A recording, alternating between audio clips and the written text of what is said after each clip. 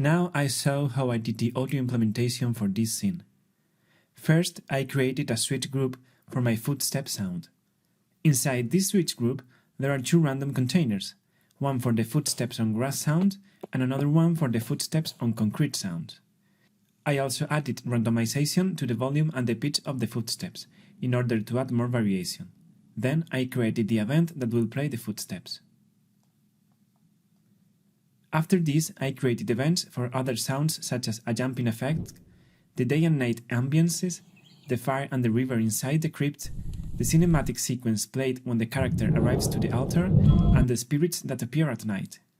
For these spirits, I use a random container also. I also created a river auxiliary bus because I want to have some reverb inside the crypt.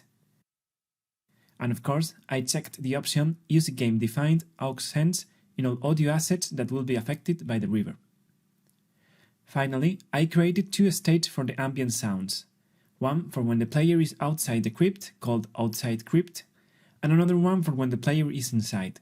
This way, the day ambience, the birds, and the night ambience, the crickets, will have less volume and a high-pass filter when the player is inside the crypt. In Unity, I added Wwise components to play events on several game objects. The day ambience with the Play Birds event was added to the FX Day object. This object also has an event to stop these same ambient sounds whenever this object is disabled, which means whenever day ends and night starts. Then I did the same for the night ambience in the FX Night object. Luckily, there was already a script that switches between day and night when the game requires it. For the fire and water sound, I simply added the corresponding Wwise events to the objects that contain these elements. Now, for the reverb, I created an object called Reverb Zone and another one called Transition Reverb. Reverb Zone contains the component AK Environment with the reverb accent. Transition Reverb contains an AK Environment portal to create a smooth transition from the no reverb zone to the reverb zone.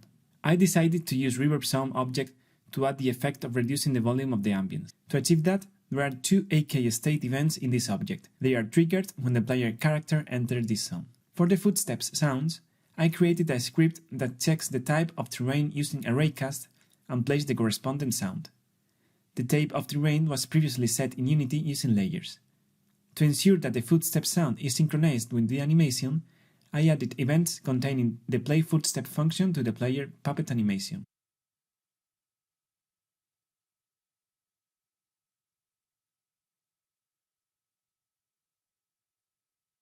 And I did something similar for the jump sound and the landing footsteps.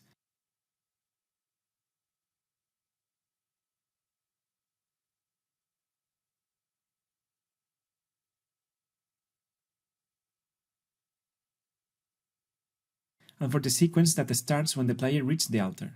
This whole sequence is attached to the Ascend player animation. Finally, every animal spirit that appears at night has an AK event with the spirit sound that will be triggered when the player passes in front of them thanks to an AK trigger enter script. The challenge here was to play the spirit sound only at night, when the spirits appear. I achieved it by creating a script that deactivates the spirit sounds object during day and activate it at night.